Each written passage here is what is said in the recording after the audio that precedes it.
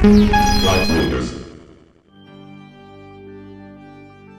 is another episode of the Flight Ringers podcast. I'm David King. That's Dan Spottswood. It's good to be here. Thank you. We are professional cartoonists, and we are Legion of Superheroes experts. New, the Legion of Superheroes, Superboy, number 172. It's dated March of 1971. And we are specifically reading the backup story, which is the first Legion backup in Superboy, and it is titled Brotherly Hate. We have Nelson Birdwell writing, George Tuska is drawing and inking. The letterer, suspiciously, is named Joe Letteries. He's good. I've seen his name in a lot of stuff. I don't know if that's kind of like the director who doesn't want credit. They always use, Alan Smithy or something. He must be a real guy. You think so? Yeah. They're like, well, the name like that, you should letter comics. And Murray Boltinoff is the editor. Oh, yeah. Well, we were talking about this the other day, and I was like, I remember people complaining about the Murray Boltinoff issues, and I thought it was Action, but it's these early Superboys that they star in. He did those. I was looking it up, and he edited it up to like what was this? 172? I think he goes up to, I don't know, the 220s as editor. Right. And though this is the first Legion backup, I don't think they start regularly appearing for another year or two. Like they might show up sporadically a couple times, but they're not there every issue until what is that issue? Yeah, it's 197. 197. Yeah, there's actually a pretty good amount of them though. Yeah, it's not every month or anything, but there's a handful of them. Right. Maybe every 2 or 3 months they're in it. Maybe they're rotating with some other backups. Yeah, you know what? I scanned through comics.org today and I can't remember. But like they're mostly drawn by Tuska, then Cockrum takes over, and then I guess that just leads right into the full issues series at 197.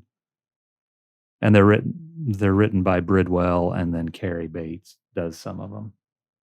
This one's good. It's like since it's the first in their new series, it kind of intros the concept for everybody. Yeah, it kind of serves as a pilot, right? Conveniently runs through the premise. Yeah, like they recap the origin in a page and a half here. Right. Like the panels are like redrawn verbatim from Superboy 147. There's an origin that Bridwell wrote. He mentions in the origin, Lightning Lad he mentions he's looking for his brother. And I'm not sure that was there the first time around. I don't remember either. They kept that though through. Yeah, definitely. Like the reboot, even I think like that's still the reason he's on that ship is he's looking for his brother, his long lost crazy brother. Makes sense. Yeah, and also it's it kind of mirrors the Jeff Johns cycle of stuff. Kind of debuts in Adventure Comics. Legion of Three Worlds or his Adventure. Yeah, after Legion of Three Worlds, they show up in Adventure. Mm-hmm. And the concept of that is Lightning Lad looking for Lightning Lord. Only Lightning, the real Lightning Lord, has convinced Lightning Lad that he has a twin. We've always thought he was born solo, but he convinces him that he has a twin, and Lightning Lad decides to go find him. And that's kind of how that gets off the ground. Weird. But then that's a detail that, like, when Levitt starts his series, like, Lightning Lad shows up and somebody's like, did you ever find him? And he's like, nah. And then they go on. They never talk about it again. Yeah. I don't know. We've talked about this, the first panel of Superboy here. Superboy introduces the story, and it's kind of told Very notably off model. Yeah, like he's got this real shaggy 70s hair Right. that the real Superboy never had. Yeah. No trademark S curl. Mhm. I guess that would be considered long hair by that era standard too. Yeah, you can't see his ear on this side. Looking at helmet hair. It's long for Superboy, that's for sure. I think this whole issue, like, I mean, this whole story, it's, I don't know, I looked at the hair all the way through it Yeah. because, like, the premise here is that it all just I don't know, let's just reveal the plot here because it's super short. Hmm. The plot here is that Lightning Lad has always been searching for his brother since day 1 of joining the Legion, and he finally shows up. Prior to this, I guess Lightning Lord has always just been in the Adult Legion, Right. and so I think this is the first time he shows up in the whatever the main Legion, the Kid Legion. I'm pretty sure that's the case, though I didn't double check on that. Mainly because of the way his hair ends up conveniently silver at the end. Up until now, every time we've seen him, he has been from the adult Legion future traveling back. And he had a mustache usually. So I'm sure they wanted to strip out that contrivance and have a contemporary version of him here, but they wanted him to look recognizable. So that's the white hair ending. To me, it's like they always say that Bridwell is like the guy who knows everything about DC. Hmm. Like now it's Mark Wade, but before Mark Wade, it was Hmm. Bridwell was like the walking encyclopedia Hmm. of DC lore. And I just feel like he's kind of like he must be one of those guys who he's like the fans we have now who just want like they want the backstory of every character in the Star Wars cantina. Like they want each one of those guys has a novel, now. Right. And I feel like Bridwell's instinct must have been like, no, we've got to make this sync up. Like, how did he get his white hair? Right. And so he puts it in this comic because, like, when he was a teenager, there's no way he had white hair. He must have had Right. red hair like everybody else. Right. There was no need to explain it when he was older, but I think, yeah, I mean, I think they wanted to keep him recognizable and distinguishable from Lightning Lad because, except for the green, they look pretty much identical in these earlier pages when they both have red hair. Tuska does a good job, though. He draws Lightning Lad with this kind of uh, combed back look, Right. and Lightning Lord is parted on one side. Yeah. Kind of looks So like they, cornrows in some of these pages, but yeah, Lightning Lad's hair, oh yeah, it does. Huh? Right, like right on the here. first page, in the middle. Yeah, Yeah. but see, Lightning Lord has it parted on the side, is a little bit longer and shaggier Right. than the greased back Lightning Lad. So yeah, you can distinguish them even when they fight a little bit later on. Like Right. I was looking at this panel It and seems to get longer once it turns white. I was looking at this panel or this page. It gets a little confusing in their battle, Yes. but because of their hair, you can tell who's who. Right. But yeah, it does get real long when he gets the shock of his life. Right. It looks pretty close in that last panel to the way it looked in the 80s, like in the Giffen days. I don't remember him having a cape though as an adult. I don't know if that was added in here or if I just don't remember it. Oh, you know what? I don't remember that either. Yeah, I don't think he did.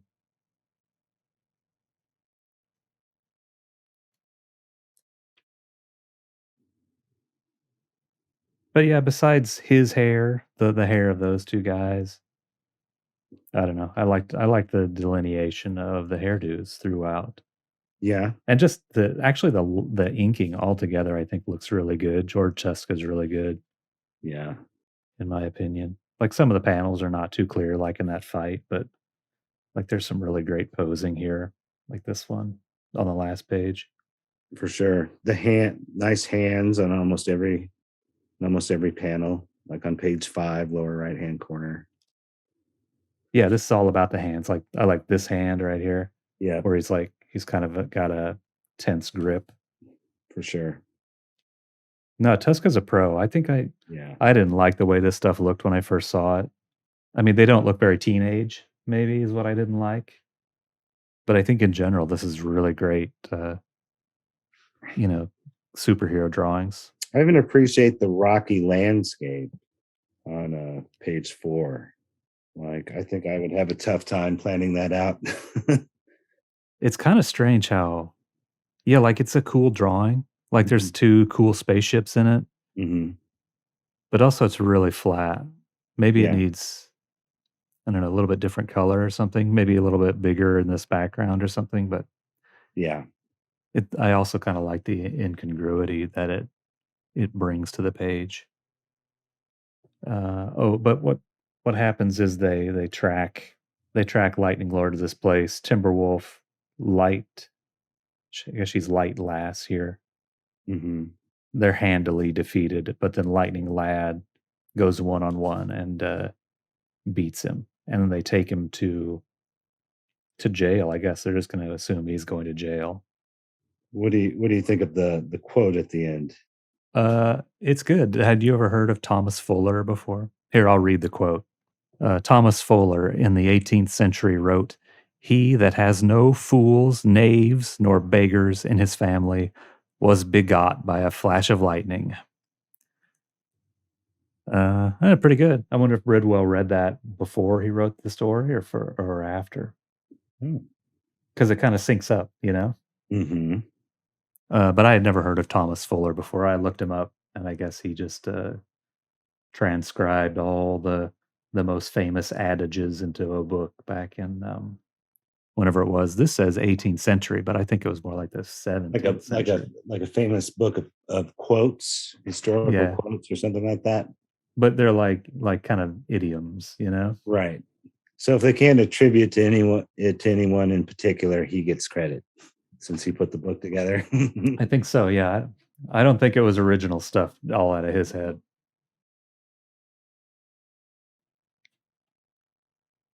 But this origin is very faithful to the one that Bridwell wrote back in 147 of Superboy. That's a big, like, 100 pager. I think I missed that point that he wrote them both. Yeah, I feel like he must just be trying to, I don't know, he wants to make his mark in the history of the Legion. Mhm. Like he devised how Lightning Lord got the white hair. He wrote their origin and their first adventure, I guess. Mhm. Well, what else was he known for? Mainly editorial, as far as I know. Like he was assistant editor to Weisinger. I think he was assistant editor to Bolton off for a little bit on these, Mhm. but then he wrote a ton of Superman, like like in Superman Family and stuff like that.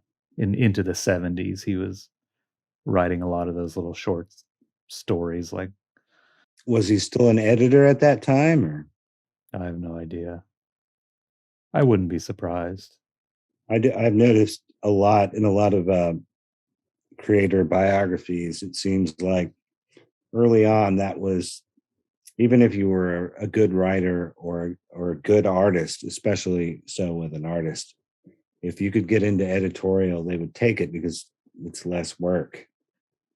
You know, they they can only grind at the pencils for so long. Hmm. So a lot of guys who had promising drawing careers stopped to become editors. Yeah. Interesting. There wasn't any image comics or any other way to like make a living at it. So if you could find an easier gig within the company, I think they were quick to take it. Yeah, totally. Steady paycheck. Yeah, I mean, I do it. Yeah. Yeah, I don't know if Bridwell was editing because eventually Julius Schwartz became the editor of the Superman stuff. Hmm. I don't know if Bridwell was an assistant or if he was just doing writing at that time. Right. At that time, it was a long time that Schwartz. Anyway, brotherly hate. Back to brotherly hate. There's this the bank with the monsters that protect it is another detail that I think is from an earlier Legion story. Yeah, what is that about? It's just that the interplanetary bank has giant monsters to protect it. Okay, okay. So they were referenced before, like we'd seen them drawn before. I'm pretty sure. I remember reading about like for some reason it made an impact on me when I read it in like Who's Who in the Legion, I think, in that they have those this kind of recap text history with Right. illustrations. I think they mentioned it in that. And when I read it again in here, I'm like, oh yeah, it's like that's still. I haven't seen it any other time. I don't think, and it's still I kind of would stuck like in to my know mind. more about the interplanetary bank. I probably would have dismissed that as a boring background detail, just a generic place to set the action in my younger days. But I mean, in the future, do they use the gold standard? Are they using cryptocurrency? How does how does who do they have some equivalent to the Fed for the entire galaxy? uh, I'm curious too. Yeah, I mean, all this stuff. It's probably on Weber's World eventually, right? Like, Right, right. I don't know where they say where this interplanetary bank, the main branch is. It's so weird to think about bank branches. I mean, I guess every bank is a bank Hmm. branch now. That I don't know that there's a main branch of anything anymore. Like when was the last time you had to go down to the main branch of a bank? I remember going with my mom as a kid. She had to pay stuff there, Right. or like if you needed to fuck with your certificates of deposit or whatever, you have to go to Yeah. the main branch. But I don't think they have main branches anymore that like have a bunch of offices and stuff because computers made that I irrelevant. think those still exist. Yeah. Maybe not for you to visit. Yeah. I mean, they're all like Chase, right? And they're in a big skyscraper and you would never go in there unless you worked there. Right, exactly. But That kind of thing. yeah. Not the But what kind where like you could go in. what happened to the days of like you go into the main and it's like this old building with a lot of marble and stuff like the movies, they rob them in the movies. Yeah, They even still kind of make movies like that, I think, but I don't think right. those banks really Those are exist all much. payday loans now, David. Yeah. I have been by places like that where it's like, oh, this used to be a beautiful place. And now it's like, They sell cell phones there. yeah. And like they kind of walled off most of it behind like Right. they put a plastic sign outside. It's real sad. I don't know. It's a good comic. Yeah. I'm eager to read the subsequent ones because this is the only one of these Tuska ones I've looked at in a long, long ass time. What do you think about Timberwolf's somersault, midair somersault? Like, I like that, but I feel like if I saw this when I was 12, I would have thought this was very lame looking. Like, it looks like clip art rotated over or something. It looks strange and it doesn't. Yeah, like he's supposed to be flying through the air, Hmm. but yeah, it looks really static still. Like Right. these two characters in the back actually seem more animated somehow than the guy who's Right. doing a flying assault in the air. Yeah, I kind of have trouble parsing why I like things sometimes because I'm at the point where I kind of like when things look clunky and clip arty in old comics. All of his acrobatics, I mean, all of it. There's two panels. There's this one and then the next one right after it where Right. I couldn't tell in this panel if he's somehow being repelled by Lightning Lord and spinning around. There's like these motion lines around him. Well, what kind of work was he doing traditionally, like before this? Like, was he a guy who was doing more like crime comics or something like that? And he went into superheroes where he wasn't maybe accustomed to action poses? I don't know. I don't know either. I think I'm actually confusing him with Don Heck. I know Don Heck did a lot of like yeah, more like guys in suits kind of comics. I Right. think in my mind, as a kid, I saw both of those guys and thought they were like of the same breed of like boring Yeah. old fashioned artist. Don Heck did a lot of like Western comics. Like there was a whole like second train of Marvel comics that still did well in the 60s. It was mostly like Western related stuff. And that's where like Larry Lieber and Don Heck and a lot of those guys spent most of their time. I've seen some Don Heck stuff, actually a lot of it where they're like crime comics. Mm-hmm. And there's one cover that I've seen that I think is really great where it's like Mm-hmm. just like this beat up guy's face and it's just on the cover of the comic and Yeah. that's all there is. But that's Don Heck. I don't know. George Tuska, I I don't know. think Don Heck is fine. I Mhm. mean, he's not like the greatest artist ever, but I think he gets shit on unfairly sometimes, Yep. like by Harlan Ellison. Oh You know, wow. Bra. You Oh know yeah, that. that's where they were talking about that. I do remember hearing that. I'm looking at this page we have open right now, the fourth page, and it shows Timberwolf climbing down the ladder kind of in silhouette here, and he's wearing a Mm-hmm. different costume. Like his costume's all baggy here. Oh yeah. And then what is this? It looks like somebody's leg. In the upper right. Yeah, it's sticking out of the word balloon right here. Yeah, it's like a leg growing out of this person's head. Yeah, you see a silhouette of eyes. It has to be Light Lass, assuming Uh-huh. this is Timberwolf. But Right. like just from one panel to the next, this is not the same costume. But then also it's not her costume either. So this is like I don't know who this person is. It's Timberwolf, but It is Timberwolf. Of course it is, because of the li little shoulder scallops, right? right. I don't know. Maybe that's just kind of muscle memory. Like that's how he like defined like the contour of the leg, and he's used to drawing people wearing pants maybe instead of tights, so it would work normally. I still don't get what this leg-shaped thing coming out of her head is. Yeah, I keep thinking maybe it's something really obvious and I'm looking too close to it, but maybe it was like just misinked. Is it supposed to be like a leg of the spacecraft? Maybe. Could be some kind of undercarriage of the spaceship. Hmm. I don't know, pretty weird. What a weird mistake. She gets pretty underutilized in this, unfortunately. Yeah, Like I guess she's she doesn't even get like a little fight scene like Timberwolf no. does. I think we've talked about it before, but I just think it's so strange that she was deemed like a useless, one of the useless characters. Like it just seems like that power, you could do a lot with that power. Like that power seems to me more interesting than lightning powers if used right.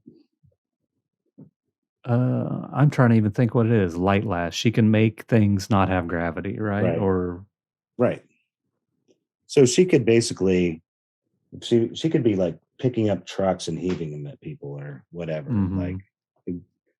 I mean that's how other characters I've seen with gravity powers have been depicted. Like it's like having limitless strength. But that's just one thing you could do with it, you know. Well, is it I'm thinking there's multiple ways that her power could work. Like it's Light Lass. She makes things lighter. Hmm. And they say Starboy's power, which is the opposite kind of. Right. He supposedly takes mass from a star Hmm. and gives it to whatever object he's trying to make heavier, right? Hmm. But he makes it more massive or more dense, I guess. Yeah. But he and so then it weighs more. Right. So is her power to take away the mass and give it back to a star, like the opposite of Starboy? Or is it that she alters gravity itself so it doesn't affect the thing she's her subject? Hmm. I mean, I'm just thinking like Right. if you can control gravity for real, That's a huge thing out there in the universe, you Well, know? right. If you want to get like super sciencey about it, like I do. if you can control gravity, you can probably control time and all kinds of other things because It's one of the big 4, right? relativity like ties that stuff together. Like the mass or gravity of an object somehow affects the speed of time. And I'm not a physicist. I just that's what Carl Sagan says. Yeah. No, I mean, she could be a big powerhouse, and Right. Starboard could be too, depending on what their power actually does. Like, if she just like magic, like, this thing is not heavy anymore and it floats Uh-huh. away, well, yeah, that is kinda pointless and dumb. But, like, if, yeah, a real science grounded writer shows up and is like, "Well, what she can do is move planets around with her gravity effect." Even if things just float away, I don't know. Like, say there's an army of coons attacking or something, and all of a sudden they seem to be falling straight up. That seems like it could be pretty useful. Yeah, it could be. And then she could throw a truck at them too Yep. as they're floating away. It would also explain her hair, like how it's like just going straight up. Yeah, she's one who's never had a good hairdo, I don't think. She, early on, at least she kind of had like this mini beehive that I thought looked kind of good. It Yeah, this was kind one, of interesting how she was able to sculpt it within a couple pages from having exactly lightning lad's hair to like all of a sudden she had like a little beehive. But you remember right. that? Yeah. And that also makes me wonder, sh when she first showed up, she disguised herself as Lightning Lad, right? And they Yep. couldn't tell the difference. Nope. And I get that they're probably 14 or 15 at that time, but Right. they have exactly the same build? Or was she like, Padded. yeah, she have big shoulder pads in, or I is assume so. Lightning Lad maybe like a much more slender person? Here, he's not at all. He's Right. a man and she's a woman, very Yeah. I mean, clearly. they were. I think they were much scrawnier back then. They weren't drawn as bulkily, but I also remember. I mean, like Kurt Swan did draw them pretty similarly from the head up, but by the time she's in costume, she's pretty leggy on that last page, if I remember right. Like, Yeah. I just think it's kind of a stretch. yes, But this is a much more modern story. They don't do silly stuff like that anymore. we don't know what 30th century prosthetic technology is like. I mean, probably had like some very Mhm. special padding Well, and adjustable. the genders will be different. Well, there won't be genders by then, right? Right. I mean, the way Let's we hope not. understand them will be totally different, even though they're still going by Lightning Lad and Lightning Lass, etc. Right. Well, I mean, they're still calling themselves lad and lass and boy and girl, and they're in their 30s. So Mhm. obviously the conventions change at some point. Do you Yep. have a letters column? There is a letters column, but I don't know if there's any Legion stuff in it because I didn't really make any note of it. Oh yeah, you know what? It did have a Legion letter. Yeah, this is the Smallville mail sack. Mm-hmm. First letter says, "Dear editor, I'm speaking for the great silent majority that has sorely missed the Legion of Superheroes, and we're looking forward to the debut of this 30th century squad in Superboy. But how long do we have to wait, and who will be responsible for the feature?" That's Eddie Ross, Palm Springs, California. The editor responds, "Your patience is being rewarded right here in this issue. And if our Legion still has the same old appeal, you'll be seeing them frequently. E. Nelson Bridwell scripted Brotherly Hate, and George Tuska handled the art. Little need to introduce the Big E to anyone, as Nelson's affectionately labeled around the office.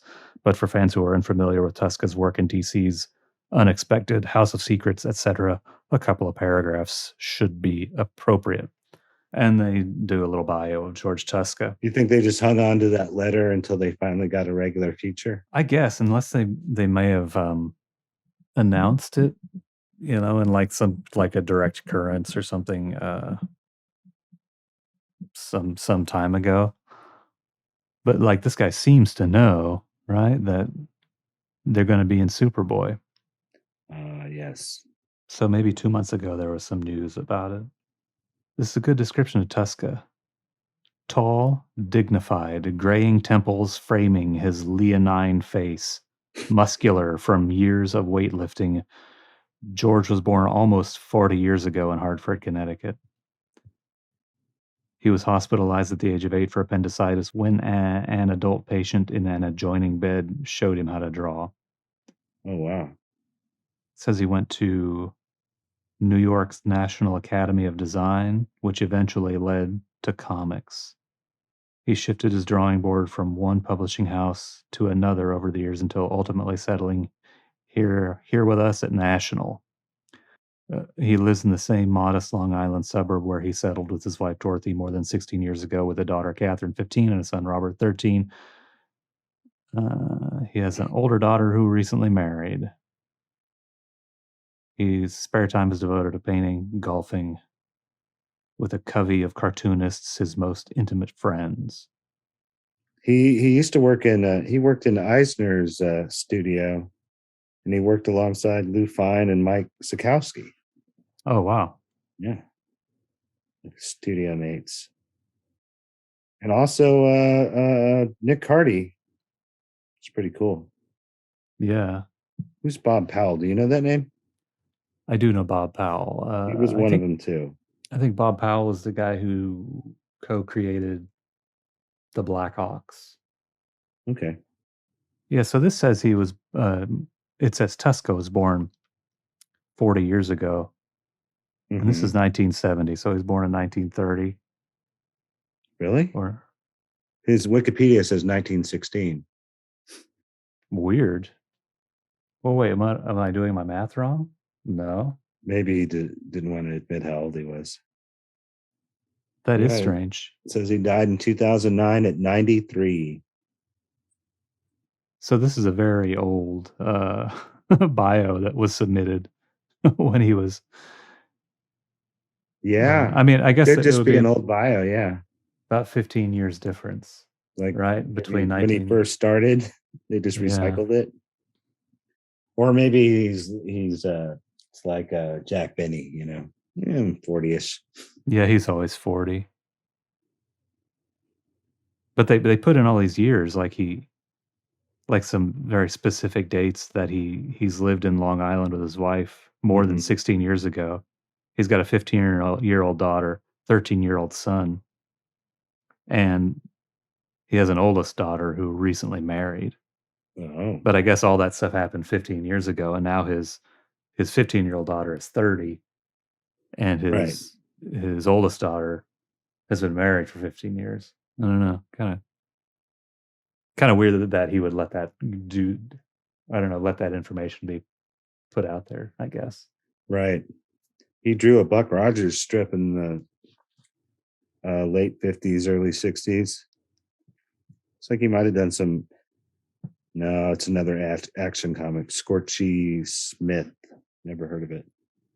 Oh, Scorchy Smith is, yeah, that's a big aviation newspaper strip. Okay. There's this really nice IDW Scorchy Smith retrospective book bio of this artist. Why can't I think of his name? Oh, it's Noel Sickles. Okay. Noel Sickles did Scorchy Smith, and then it was taken over by a guy named Burt Christman, and then I think Frank Robbins eventually did Scorchy Oh Smith, no, man. and then I guess Tuska. That was a Right. long-lived strip. That's a strip from like the late 20s, I think. Yeah. I think he's best known for Iron Man, right? That I know does you're sound not a right. Marvel guy, but he he did Iron Man for a long time. Did he do like the first Iron Man stories? That was like Dick Ayers or somebody, Kirby and Ayers. The first Iron Man was actually two guys we've already talked about, Don Heck and Larry Lieber.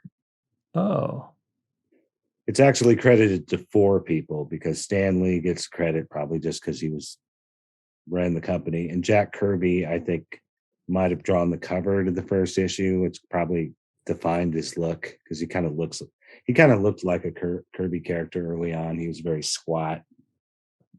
I think Stan Lee drew the whole thing. Well, his brother drew. I think he drew. Maybe he just wrote. He did draw for sure. I have some Spider-Man issues he drew like as late as the '80s, but I think he's still on like the Spider-Man daily. Yeah, I think he still draws or was drawing that for a while. I don't know if he But still is. he might be. He might have a ghost. I mean, I don't know. He probably does have a ghost because he's dead. Yeah, well, he's got to be close to. Can be young. The next letter is they're talking about the name of the letter column again, like in that issue of Action we were just reading. Right. What is the name of the column in Superboy? This one is Smallville Mail Sack. Okay. Over in Action, it was Metropolis Mail Bag, Metropolis Mail Bag, or also Mail Sack. I don't know which. And then I don't know what the Adventure Comics one became after. Maybe it was something with Super Talk. Maybe that was in It's something Superboy. mailbox or Yeah, I don't know. Small. Oh yeah, we got Smallville. right. Yeah, I don't know. Yeah, not too creative there. It's pretty much almost the same title, right? Different town. Right. But they say, "Dear editor, since you put a new name to the letter column in Action Comics, how about one for Superboy? May I offer Smallville Super Mail?" That's Super Male, Uh, because it's a Superboy letters, Super Mail. They say, "We're always open to suggestions." Oh, this was written by Tinny Goodger, Bentley, Louisiana. "We're always open to suggestions, Tinny, and we do like yours. But in this era of women's lib, won't the girls object because we're omitting the female? Anyway, we're interested to hear from anyone out there in fan land." Fan land. The way these guys back in these comics in this 60s and 70s refer to women's lib in such a really condescending way. I almost put it in quotes. It's always embarrassing. Yeah. Yeah. Women's lib, you know? Come on, you guys. Right. Same when they show up in like TV shows from that time. They're always like a kind of a negative stereotype. Got a big chip on their shoulder. Yeah, it's always like this harpy, right? Right. By the end of the episode, they realize, oh, men can be all right too sometimes. I don't think anything else in this letters page is about Legion. This guy writes in and says, "Oh wow, I liked the Superboy legend. Who drew it? Ross Andrew and Mike Esposito? And what are the chances of making it a regular feature?" This is John Chrysostom of Detroit, Michigan. And I guess the Superboy legend must be some kind of retrospective history of Superboy feature or something. I see. The editor says, "You're half right. The team was Bob Brown and Esposito. As for the legend, we have another tucked away in our file for an upcoming issue and hope to schedule it and others whenever space allows." And then the next part is Janice Johnser of Puce Coupe, British Columbia, Canada. How do you say Puce Coupe? But she's complaining about I guess there's some Germans that spoke German in the comic in issue 168, and she says it's atrocious. But the editor says, "Well, sorry, Janice. Our production department employee Goethe Gottel, a former German national, proofread it for us and said it was good. So we'll never know who's right, if it's Goethe or Janice. Janice, the stupid kid, complaining about the German." It looks like maybe the Superboy legend is a ongoing one-page feature. They remind me of like extras at the back of an annual. Maybe some of them are multi-pagers, but where's that other one?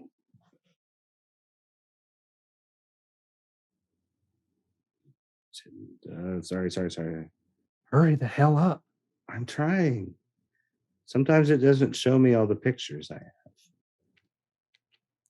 Wait, so do you just have like downloaded images of all these comics on your iPad? No, but I like every time I see something I like, I just save it, which Huh. is really dumb because there's no easy way to index it. So I just end up searching for it again. Yeah, you'll never find it again. Yeah, it's fucking obnoxious. God damn it, where'd that go?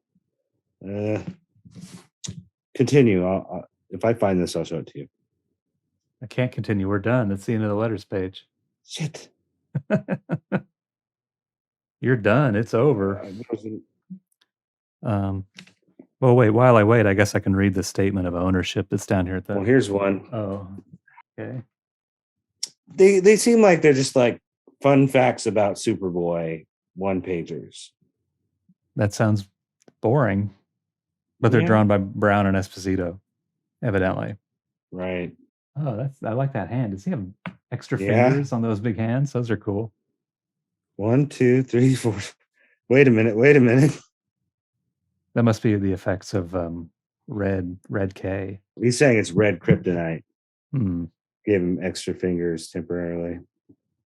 I bet Lana Lang liked that. Yeah. And that's the end of the letters page. We did it. Superboy 172.